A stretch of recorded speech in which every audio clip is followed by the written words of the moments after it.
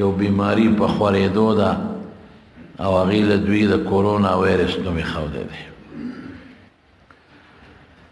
زما ورونو دا عموما یو آزمایشي آزمایش څه دپاره د عام مسلمان دپاره او د عام انسانیت دپاره یو آزمایش یو ابتلا ده چې ته په دې سخت حالت کې ما ته رجوع کې او که نه کې مسلمان په دې سخت حالت کې ما ته رجوع کوي که نه کوي او هر سړی دې په زړه لاس کېږدي چې زه خو ګناهګار یم دا زما د ګناه د وجې کېدی شي الله خفه شوي نو زه د ګناه نه توبه وباسم او که نه امتحان او کافر دپاره هم یو ازمایش دی چې ته خو زما نه ډېر زیات لرې لږ سوچ وکړه خپل ځان ته وکړه د کائناتو ته وکړه حق ته نظر وکړه مسلمان شه